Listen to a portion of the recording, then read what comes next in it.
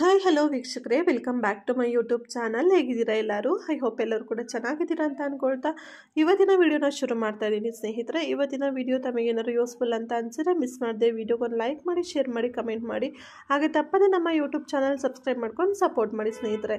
ಬನ್ನಿ ಇವತ್ತಿನ ವಿಡಿಯೋನ ಶುರು ಮಾಡೋಣ ಸ್ನೇಹಿತರೆ. ಮೃತ ವ್ಯಕ್ತಿಯ ATM ಕಾರ್ಡ್ನಿಂದ ನೀವೇನಾದರೂ ಹಣನ ಡ್ರಾ ಮಾಡಿದರೆ ಜೈಲು ಶಿಕ್ಷೆ ಅಂತೂ ಫಿಕ್ಸ್. ಹೌದು, ಏನಿದಪ್ಪ ರೂಲ್ಸ್ ಈ ಥರ ಅಂತ ನೀವು ಕೇಳಬಹುದು. ಬನ್ನಿ ಅದರ ಬಗ್ಗೆ ಪೂರ್ತಿ ಅಪ್ಡೇಟನ್ನು ಇವತ್ತಿನ ವಿಡಿಯೋದಲ್ಲಿ ತಿಳಿಸ್ಕೊಡ್ತೀನಿ.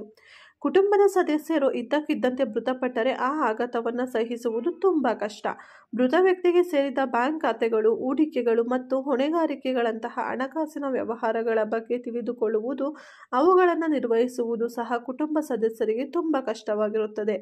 ಬ್ಯಾಂಕ್ ATM ಕಾರ್ಡ್ ಇದ್ದರೂ ಸಹ ಅದರ ಪಿನ್ ಬಗ್ಗೆ ನಮಗೆ ತಿಳಿದಿಲ್ಲ. ಸ್ಥಿರ ಠೇವಣಿಗಳು, ಷೇರು ಮಾರುಕಟ್ಟೆ ಮತ್ತು ಇನ್ನೂ ಹಲವಾರು ಹೂಡಿಕೆಗಳು ಎಷ್ಟೇ ಇದ್ದರೂ ಕೂಡ ನಮಗೆ ಕೆಲವೊಮ್ಮೆ ಅದು ತಿಳಿಯೋದೇ ಇಲ್ಲ. ಒಂದೆಡೆ ಮನುಷ್ಯನ ಅನುಪಸ್ಥಿತಿಯ ನೋವು, ಮತ್ತೊಂದೆಡೆ ಹಣಕಾಸಿನ ವಹಿವಾಟಿನ ಬಗ್ಗೆ ಕೂಡ ಆತಂಕವಿರುತ್ತದೆ. ಮೃತ ವ್ಯಕ್ತಿಗೆ ಸೇರಿದ ATM ಕಾರ್ಡ್ ಇದ್ದರೆ ಆ ಕಾರ್ಡಿಂದ ಹಣವನ್ನು ಹಿಂಪಡೆಯಬಹುದೇ ಅಥವಾ ಇಲ್ಲವೇ ಎಂಬ ಅನೇಕ ಜನರು ಅನುಮಾನಿಸುತ್ತಾರೆ. ಉಳಿದವು ಅಗತ್ಯವಿಲ್ಲವಾದರೂ ಇನ್ನು ಸಂತ್ರಸ್ತ ಕುಟುಂಬಸ್ಥರಿಗೆ ಏನಾದರೂ ಒಂದು ಅದರಿಂದ ಸಹಾಯ ಆಗಬಹುದು ಅಲ್ವಾ? ಅದರ ಬಗ್ಗೆ ಪ್ರತಿಯೊಂದು ಅಪ್ಡೇಟ್ನ ಇಲ್ಲಿ ತಿಳಿಸ್ತಾ ಇದ್ದೀವಿ. ಮೃತ ವ್ಯಕ್ತಿಗೆ ಸೇರಿದ ATM ಕಾರ್ಡ್ನಿಂದ ಹಣವನ್ನು ಹಿಂಪಡೆಯುವುದು ಕಾನೂನು ಬಾಹಿರ ಮತ್ತು ಅಪರಾಧವಾಗಿದೆ. ನೀವು ಆ ಕುಟುಂಬ ಸದಸ್ಯ ಅಥವಾ ನಾಮನಿರ್ದೇಶಕರೇನಾದರೂ ಆಗಿದ್ರೆ ಸಹ ಅಥವಾ ಮೃತರ ಖಾತೆಯಲ್ಲಿ ಹಣವನ್ನು ಪ್ರವೇಶಿಸಲು ನೀವು ಕಾನೂನು ಪ್ರಕ್ರಿಯೆಗಳನ್ನು ಅನುಸರಿಸಬೇಕಾಗುತ್ತದೆ. ಹೌದು, ಮೃತ ವ್ಯಕ್ತಿಗೆ ಸೇರಿದ ಹಣವನ್ನು ತೆಗೆದುಕೊಳ್ಳುವ ಕಾನೂನು ಪ್ರಕ್ರಿಯೆಗಳೇನಿದೆ ಅಂತ ತಿಳಿಸ್ಕೊಡೋಣ ಬನ್ನಿ. ಮೊದಲನೆಯದಾಗಿ, ಗ್ರಾಹಕರು ಸಾವಿನ ಬಗ್ಗೆ ಸಂಬಂಧಪಟ್ಟ ಬ್ಯಾಂಕ್ ಶಾಖೆಗೆ ತಿಳಿಸಬೇಕು. ನಾಮನಿರ್ದೇಶಿತರಾಗಿರಲಿ ಅಥವಾ ಇಲ್ಲದಿರಲಿ ಅಂತಹ ಮಾಹಿತಿಯನ್ನು ನೀಡಬಹುದು. ಮೃತರ ಖಾತೆ ವಿವರಗಳಲ್ಲಿ ನಾಮಿನಿಯ ಹೆಸರು ಇದ್ದರೆ ನಾಮಿನಿಯು ಗ್ರಾಹಕರ ಸಾವಿನ ಬಗ್ಗೆ ವ್ಯಕ್ತಿಗೆ ತಿಳಿಸಬೇಕು. ಅವರು ಸರಿಯಾದ ಗುರುತಿನ ದಾಖಲೆಗಳೊಂದಿಗೆ ನಾಮನಿರ್ದೇಶಿತರು ಎಂದು ಸಾಬೀತುಪಡಿಸಬೇಕು. ಹೆಚ್ಚು ನಾಮನಿರ್ದೇಶಿತರು ಇದ್ದರೆ ಅವರೆಲ್ಲರೂ ತಮ್ಮನ್ನು ತಾವು ಸಾಬೀತುಪಡಿಸಬೇಕು.